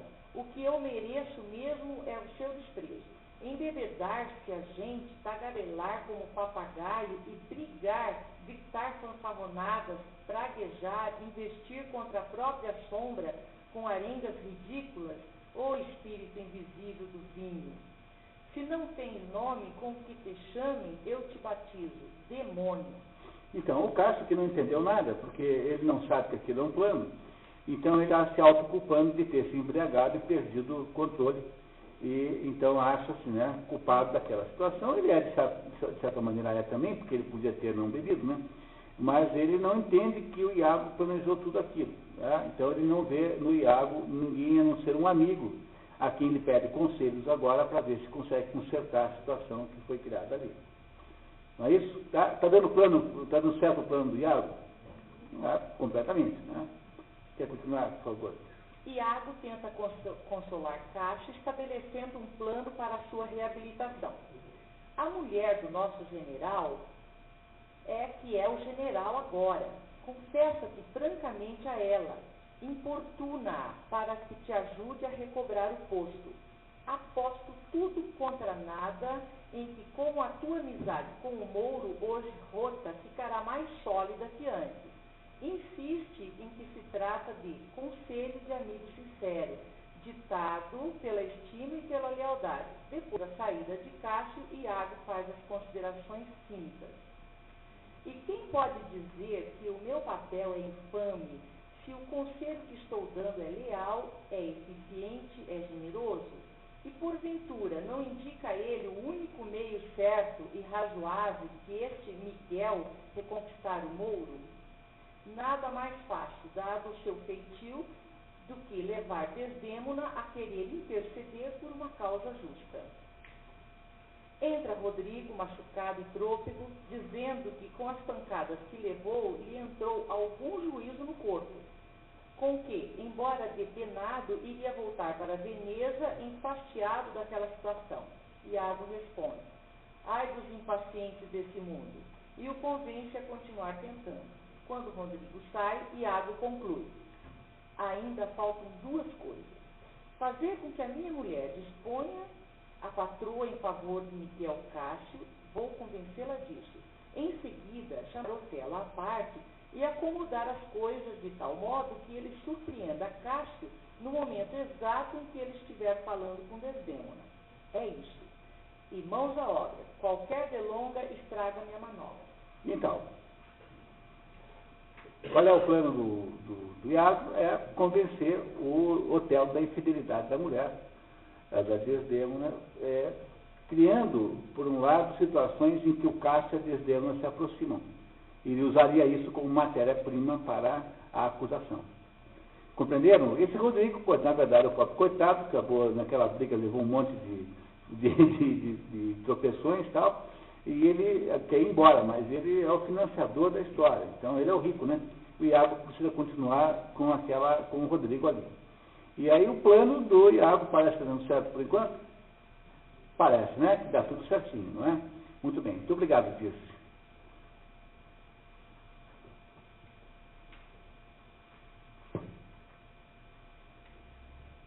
Denise. Cena 1, Chipre, do fronte do castelo.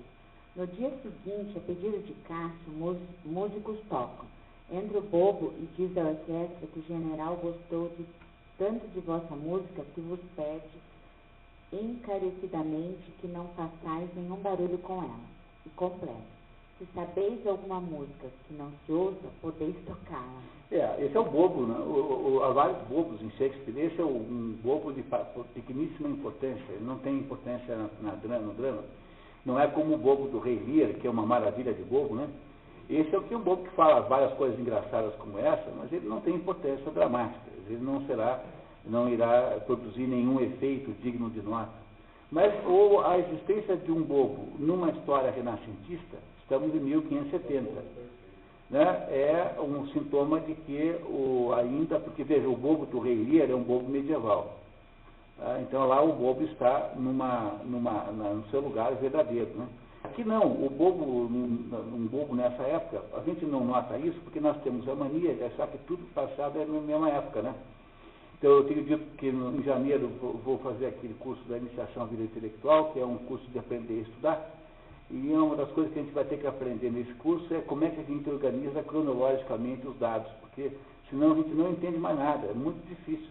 Então veja, só dá para perceber que esse bobo é um pouco anacrônico, quando você começa a imaginar que já é tarde para ter um bobo de verdade. Então é um certo anacronismo esse bobo aqui. É um bobo sem importância maior, não adiciona nenhum fato à trama. Aí diz coisas muito engraçadas como essa, que é a vontade que você tem que dizer a quase todo cantor de restaurante, né?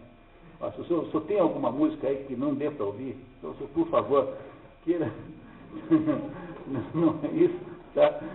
Quase todo cantor, aquelas 10 ou 20 musiquinhas que merecem pena de morte, né? Tarde em Itapuã, que é aquela descendo da ladeira, Samarina, o bêbado e o equilibrista, então, tá? Como diz o Faustão, né? Para que existe espingarda de 2 canos? Para matar dupla sertaneja. Então, toda e qualquer música sertaneja está nessa situação. Toda e qualquer uma. Bom, continuamos, né? Cássio pede a Emília, dama de companhia de Desdémona, que lhe favoreça uma entrevista com a senhora. Emília diz que Desdémona já havia sido informada do caso dele e que o defende com todo o ardor. Como ele insiste em falar pessoalmente com a senhora, ela o acompanha aos aposentos do palácio. Senador, X, uma sala do castelo. Otelo manda por Iago cartas ao navio que parte para Veneza, e em seguida sai para ver as fortificações. Cena 3, X, de fronte ao castelo. Desdémona segura Cássio que fará por ele tudo o que esteja a seu alcance, e declara, usando Emília como testemunha, que havia se tornado a responsável pelo posto dele a partir daquele momento. Há aqui um certo excesso de interesse que demonstrará-se fatal nessa história, né? Mas veja, a Desdémona resolve encampar a tese do Cássio, que foi injustiçado, com um excesso de intensidade. É coisa que uma pessoa iria tomar cuidado, né? Puxa, que será que o meu marido vai achar de eu estar aí defendendo esse rapaz com essa intensidade toda, né? Não sei, não é uma cogitação que qualquer pessoa faria, né? É natural, né? A mesma coisa aconteceria se fosse o contrário. Quer dizer, um homem que insiste muito em defender alguma mulher passará por alguma desconfiança enciumada, né? Natural, né? Que isso seja assim. Ela faz isso. Quer dizer, uma característica dessa situação é que, aparentemente mobilizada pelo desejo de justiça, ou então, supondo que o Tiago tem razão, por alguma simpatia já maior do que, digamos, a normal pelo rapaz, ela então predispõe-se a ajudá-lo a recuperar o seu posto. Não é isso? Tá? Embora não exista em nenhum momento qualquer indicação de uma infidelidade verdadeira, não há. Pode haver aqui um excesso de simpatia, talvez. Não é isso? Vamos ver o que se diz aí na frente. Privando-o de dormir, hei de amansá-lo, irritá-lo, de tanto lhe falar. Transformarei seu leito numa escola, e num confessionário a sua mesa. Misturarei a tudo que ele faça a sua pretensão. Alegra-te, portanto, que a tua defensora há de primeiro perder a vida que abrir mão da causa. Não é um pouco exagerado isso? Cá entre nós, né? Quer dizer, ela diz para o Cássio que ela prefere morrer a não conseguir. Há um pouco de exagero nisso, né? Tá, muito bem. Tá? Eu insisto em que não há em nenhum momento qualquer sugestão de infidelidade, mas há uma simpatia um pouco desmedida, digamos, até mesmo por ingenuidade, digamos, tá? Continuamos. Chegam Otelo e Iago. Cássio despede-se de Desdémona e sai constrangido. Os recém-chegados mal vêm sair. Otelo. Não foi o Cássio que se despediu de Desdémona? Iago. Cássio, meu senhor? Certamente que não. Não posso crer que se esgueirasse como um criminoso só por vos ver chegar. Veja que venenoso, né? Não é possível. Não, o Cássio não ia sair assim, correndo só porque você chegou. Né? Muito bem. Muito obrigado, Denise. Desdémona explica ao marido que havia ficado lá um postulante, alguém que incorreu no desagrado dele e que sofre com isso. E quem é este? Cássio, o vosso tenente.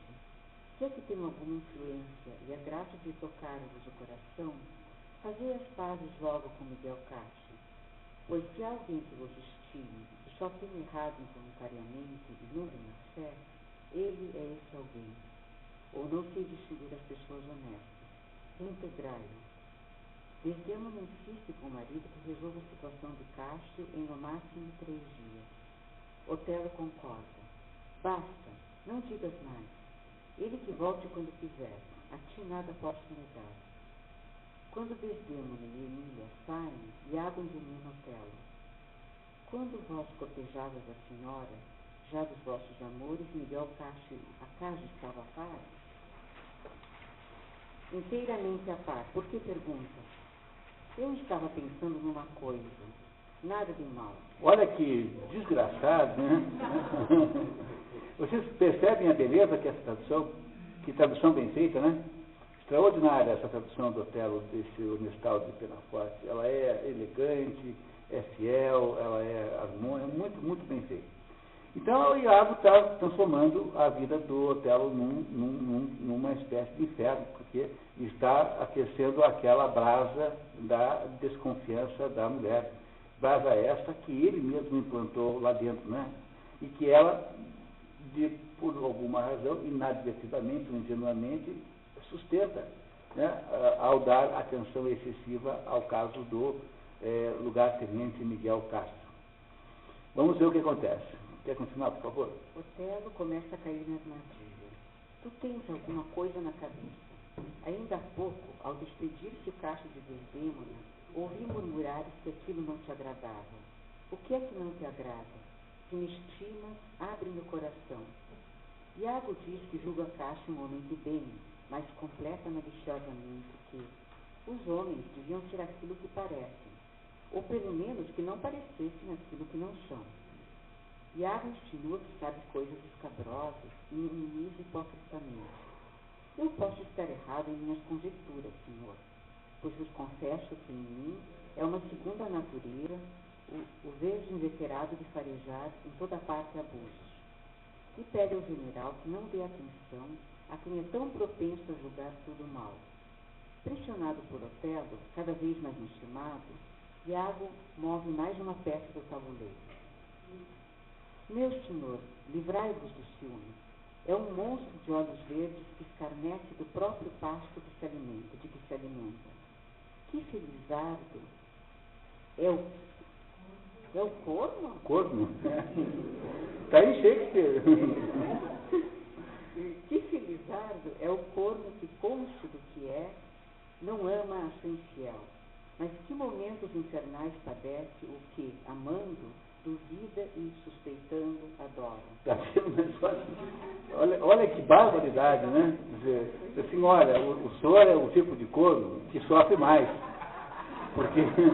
Porque tem uns que sabem que não são amados e não se importam mais com isso. Mas o seu caso não. O seu caso é o caso grave do sujeito que não tem certeza. Entendeu? É isso que o Iago está dizendo para o Otelo, que agora está começando a ficar enlouquecido com aquela situação, né, de ciúmes, né? Então, temos aqui um abraço. Portugal, então, né? Está saindo, né? Até. Muito obrigado pela presença, tá? Falamos. Então, o Iago agora está se comportando aqui, está se dedicando a produzir toda espécie de fantasma na mente do Otelo, né? Não é isso? Quer continuar mais um pouquinho, por favor? Otelo diz que não é do tipo que se deixa torturar por ciúmes. Ah, isso não, Iago. Antes de duvidar, eu quero ver. Se duvidar, procurarei a prova.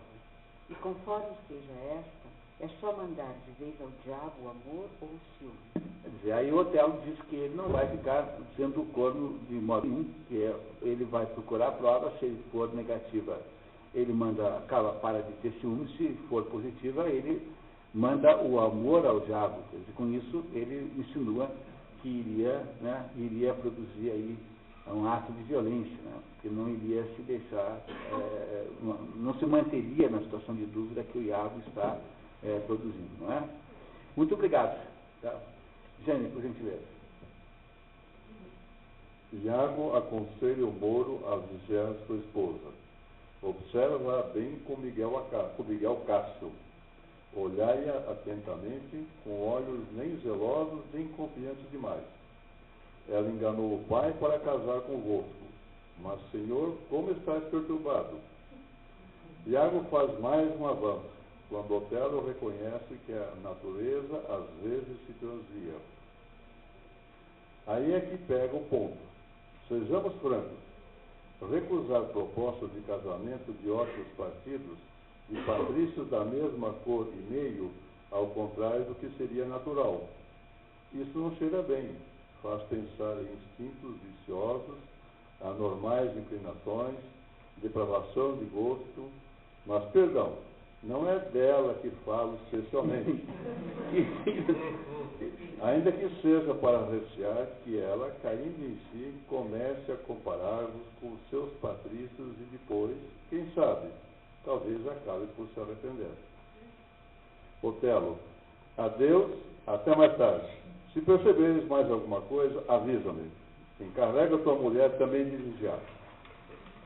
Aí vocês já imaginam em que pé está, né? Em que nível de tensão estão as emoções dentro de Otelo, com essa desconfiança toda, e esse Iago passando o tempo todo, dedicando o tempo todo a colocar a dúvida na mente dele, e ele não sabe mais o que fazer, não é isso? Está perturbado a vida completamente por isso. Vamos ver como é que isso continua. Deixa-me só, Iago. Encerrando a conversa, Iago elogia os méritos de Cássio, mas sugere a Otelo que, por prudência, seria preferível conservá-lo afastado por enquanto. Quando Iago sai, Otelo reflete com amargura e conclui: fui traído, e o meu recurso é execrá-la. Ele medita sobre o casamento. É a maldição de todo matrimônio. Nós podemos dizer que essas frágeis criaturas são nossas, isso sim. Mas que os seus apetites são nossos, isso nunca. Preferia ser sapo e viver do fartum de um esgoto, a ceder ou partilhar com outrem uma nesga sequer daquilo que eu adoro. Fartum são odores nauseabundos, tá? Fartum. De onde deve vir a expressão americana fart, em inglês, deve vir desta fonte, desta origem. Tá? Muito bem, continuamos. Praga que pesa sobre seres invulgares, ceder lugar ao vulgo nestes casos. É uma fatalidade como a morte, a predestinação para esta praga. Ao primeiro vazido, o destino nos cifra. Eila que vem, se uma criatura assim pode ser infiel, é que o céu escarnece de si mesmo. Não posso crer tal coisa. Ele está na dúvida, ele não tem certeza. Ele não está atormentado pela dúvida, ele não está convicto de que a mulher é infiel. Né? Muito bem, vamos ver como é que isso evolui. Entram Emília e Desdémona e percebe a perturbação do marido. Por que essa voz tão rouca? Por acaso não estáis passando bem? Otelo diz que lhe dói a cabeça e ela tenta atar com o lenço bordado. O primeiro presente de Otelo à mulher. Como o lenço é muito pequeno, ela acaba derrubando no chão. Quando ele sai com o marido, quando ela sai com o marido, Emília rapidamente apanha o lenço que seu marido Iago lhe havia pedido 100 vezes que ela roubasse, e diz para si mesma: Emília, vou mandar copiar um igualzinho e dá-lo-ei como presente a Iago. Ah, só Deus sabe para que será que ele quer tanto lenço. Eu cá é que não sei. Mas ao menos com isso posso satisfazer o seu capricho. Entende? Ela foi tentar amarrar a cabeça do marido com o lenço, era pequena, ela jogou no chão e a hora que ela sai, ela pegou o lenço e lembrou-se que o marido dela, Iago, vivia pedindo o lenço. Dizia que ela roubasse o lenço para ele. Ela não sabe para quê. Mas agora o lenço caiu nas mãos dela, ela vai entregar para o Iago, então. É isso? Então vamos ver como é que continua. Tem uma pergunta. Pois não. Uma coisa que eu não sei se falar depois, mas aquela tempestade, ela estaria envolvida com quem? Com a clareza de quem? Ou é uma clareza consciente que vai acontecer depois? Não tem a tempestade nessa obra, não tem o papel que tem na tempestade e nem no Rei Lear. né? Mas ela tem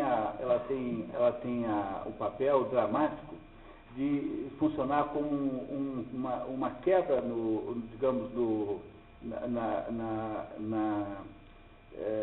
porque a história que nós estávamos lendo no começo era a história do sujeito que ia para a guerra. Então a tempestade vem e dissolve a possibilidade de guerra matando o inimigo. Como matou o inimigo, então agora é como se abrisse um palco novo, em que vai acontecer agora um feito dramático, em que a verdade se revelará. E essa verdade que se revelará agora vem depois da tempestade. Então, ela não é tão forte como nos outros casos, mas ela tem um fator emblemático aí, de alguma maneira. É isso? Então, reparem que todos os assuntos ditos de Estado desapareceram da obra. Não há mais cogitações sobre turcos, sobre o governo, sobre isso, aquilo.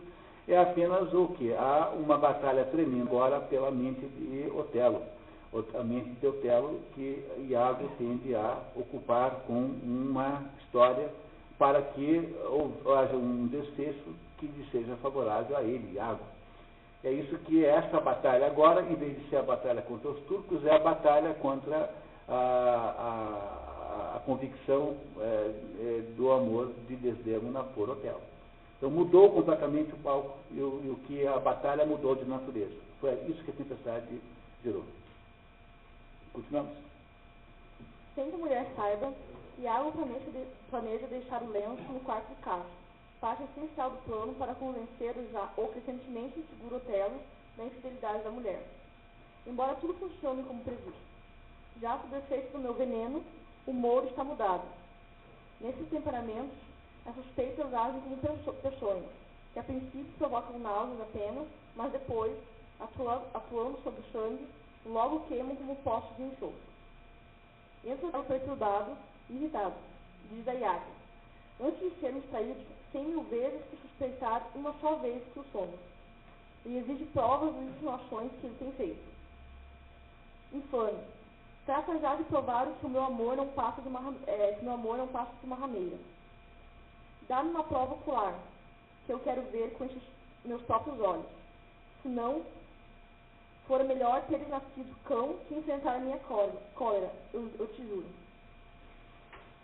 Mas chegaste a tanto? Faz que eu veja, ou pelo menos prova-o de tal forma que a prova nem sequer deixe uma fresta, por mínima que seja, por onde a menor dúvida se esgueie. Do contrário, ai de ti. Iago fácil defendido. Ser honesto e leal é perigoso, que me sirva de lição. E doravante, não serei mais amigo de ninguém, pois que a amizade gera tais ofensas. Veja só que hipócrita, né? Diz assim, não, nunca mais vou ajudar ninguém, porque, tá vendo, eu ajudo o sujeito, ele vem aqui e diz que vai me matar, porque eu estou tentando ajudar, que desgraça. Entendeu? É assim que o Iago faz. Ele está fazendo num teatro uma cena para parecer, né, que ele está sendo injustiçado nessa história. Porque o Otelo exige que ele apresente uma prova e não apenas insinuações. Não é isso? Tá? Agora ele já tem a prova, porque ele já tem o lenço que a mulher dele roubou, né? Apanhou, ele entregou, sem saber para que era, mas ela fez isso, né? Ela entregou a ele o lenço que era indiscutivelmente o lenço da Desdémona, porque ele era bordado de um modo que só podia ser aquele lenço ser o dela, não é isso? Tá? Continuamos, por favor. Otelo está cada vez mais perturbado. Otelo. Isto é inferno. Ao mesmo tempo julgo minha mulher honesta e desonesta. Penso às vezes que falas a verdade, e logo após parece-me que mente. Quem me dera uma prova, o nome dela, que antes era límpido como a face de Diana, se enegreceu como meu próprio rosto. Que a corda de punhais, veneno, fogo e pélagos que afogam, por que suportar isso? Ah, se eu tivesse provas. A Diana é o equivalente romano a Ártemis, que é a deusa da caça dos bosques, não é isso? Tá? Um equivalente muito imperfeito, sabe? Aliás, um grande perigo ficar achando que esses equivalentes gregos e romanos são perfeitos. Não são, viu? Cuidado. Há, às vezes, diferenças importantes entre aquela personagem mitológica na Grécia e em Roma. Não são mera tradução. São equivalentes, porém com diferenças. Nesse caso aqui, as diferenças são muito grandes. Mas a Diana, de modo geral, é considerada equivalente a Ártemis, que é irmã gêmea de Apolo, Artemis, irmã gêmea de Apolo. Na Grécia, os romanos a interpretaram como sendo Diana, que é a deusa da caça, a deusa dos bosques. Não é isso? Muito bem. Iago promete entregar provas e começa contando a mentira de que, tendo se alojado uma noite nos aposentos de Cássio, ouviu o tenente falando durante o sono. Desdémona, querida, precisamos ocultar com cuidado nosso amor. Mais do que isso, Cássio, pensando alistar Desdémona, e não Iago, se pôs a apertar a minha mão exclamando, ó querida da minha alma, me beijava tanto, com tal fúria, qual se fosse arrancar pelas raízes os beijos que florissem nos meus lábios. Depois passava as pernas sobre as minhas e a me beijar dizia entre suspiros e aias, maldita sorte que te deu ao mouro. Pois é, quer dizer, para o sujeito acreditar numa história dessa, tem que ser realmente muito otário, né? Mas, quer dizer, assim, não, imagine que eu fui lá, fiquei dormindo no quarto dele, e ele me encheu de beijo, um Desdémona, meu amor, achando que eu era Desdémona. Quer dizer, o sujeito para acreditar nessa história, aqui nesse pedaço, tem que ser muito trouxa, né? Cá entre nós, né? Cá entre nós. Quer dizer, eu dei um ridículo atroz, né? No entanto, é isso que o Iago está contando lá para o Otelo. O Otelo já é capaz de entrar numa fria dessas, ele aceita um argumento ridículo dele, porque ele já está completamente fora de si, ele já não consegue mais distinguir racionalmente o que parece certo e o que parece errado, não é? É isso, tá? Mas é completamente absurda até a informação que o Iago deu a ele. Muito obrigado. Quem está na vez, por favor. Iago apressa-se em confirmar que havia sido um sonho, mas Otelo está furioso. Vou cortá-la em pedaços. Iago pede prudência a Otelo, mas lembra-se de ter visto na mão de Cássio um determinado lenço bordado com morangos. Otelo reconhece o primeiro presente que havia dado à mulher. Iago confirma. Iago, não sabia, porém Cássio enxugou a barba. Hoje com um lenço assim. E ou eu muito me engano, ou era mesmo o tal da vossa esposa. Eu não sabia que era o presente que você tinha dado para ela. Muito bem. Otelo, que está explodindo com atenção, diz que tem o peito estofado de serpentes. Iago pede-lhe calma para não se arrepender depois, mas o Otelo está quase fora de si. Jamais, Iago, jamais, tal como o mar do Ponto, cujas frias correntes impetuosas jamais refluem e antes vão direto ao propóndito, mar e ao Helesponto. Assim, meus pensamentos sanguinários. Isso é a geografia antiga. Ponto é o mar Negro. Então, as águas do Mar Negro saem, passam pelo Helesponto, que é aquele estreito que separa a Europa da Ásia, onde fica Istambul. O Helesponto é o ponto do mar onde caiu a Hélie, que é homenageado nessa história, e passam para outro mar que chama-se Mar de Mármara, que é o mar que vem antes do Mediterrâneo. Então ele está dizendo apenas que os mares, as águas que vêm do Mar Negro, vêm impetuosamente na direção do Mediterrâneo, sem que possam ser paradas, e ele também é igual, quer dizer, ele não saberá se conter. Ele, uma vez então convicto da infidelidade da mulher, a matar com certeza. É o que está dizendo aqui para o Iago. No seu curso veloz, sem olhar para trás, sem influir jamais para um amor humilde, irão avante, até que possam desaguar no vasto sorvedouro da vingança. Por este céu marmóreo, e com esta reverência que é dos vossos sagrados, nisso empenho minha palavra. Iago declara-se solidário ao Mouro e jura teatralmente fidelidade ao ultrajado Otelo, que ele ordene o que for e cegamente obedecerei. Seja para matar, Otelo agradece a lealdade e faz dele o seu tenente. Pronto. E aí, o Iago já conseguiu uma parte do plano, que era conseguir o lugar de Cássio? E é esse que ele diz que seja para matar, quer dizer, seja para matar, eu sou leal a você até para matar. Quem é esse que vai ser morto? Cássio. Só pode ser o Cássio. Então, nesse momento, eles combinaram, o Iago passou a ser tenente do Otelo, e o Cássio terá de ser morto, de alguma maneira, aí para frente. Muito bem, cena 4, vamos lá. Diante do castelo. Desdémona, sempre de Emília, pergunta ao bobo do paradeiro do tenente Castro. Como ele não sabe dizer que se aloja aqui ou que se aloja lá, é alojar uma mentira aqui ou uma mentira lá. Esse é o bobo falando, né? Sempre engraçado. Tá? Então, como ele não sabe, pede a ele, que procure dia que já havia disposto o marido a favor dele, e que espera que tudo se há de arranjar. A última notícia que ela tem é aquela que diz, não, tá bom, ele que volta, eu não posso te negar nada. Então ela acha que dispôs o marido a favor do Cássio.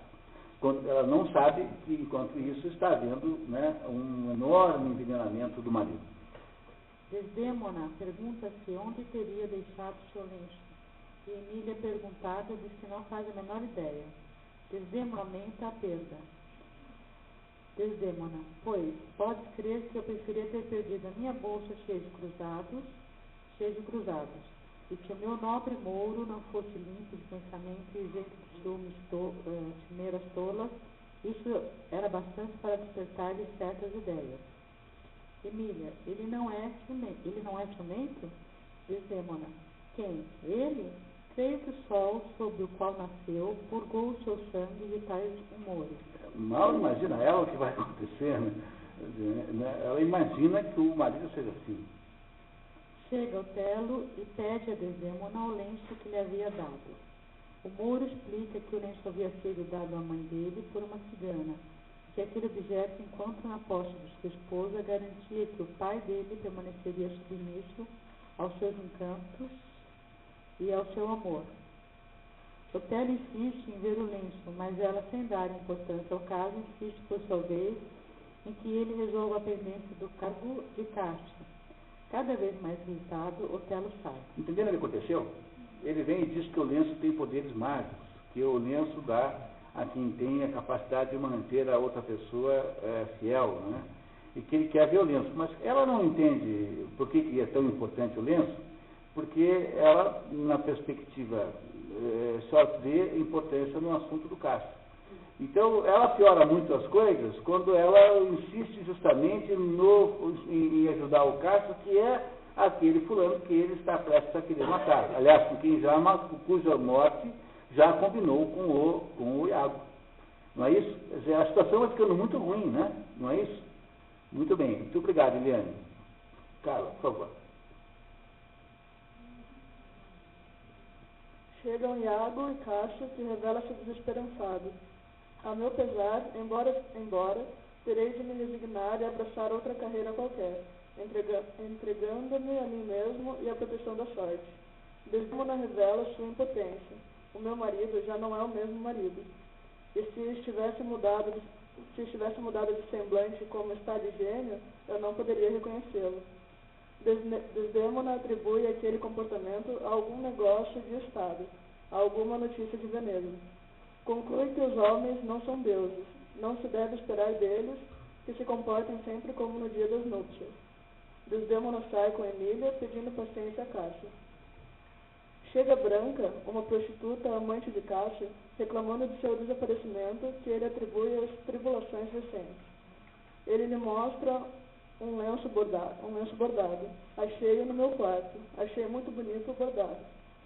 E antes que venham reclamá-lo, como certamente virão, queria ter uma cópia dele. Leva-o e copia para mim. Muito bem. Então, agora o lenço sabemos que foi colocado no quarto do Cássio, conforme o Iago tinha planejado. Mais um ponto do plano do Iago que dá certo. E aí, nesse momento, nós precisamos interromper um pouquinho, sob a maior e incrível tensão do mundo, para tomarmos um café. E voltamos daqui a 10 minutos para continuar essa história maravilhosa de Shakespeare. Que tal?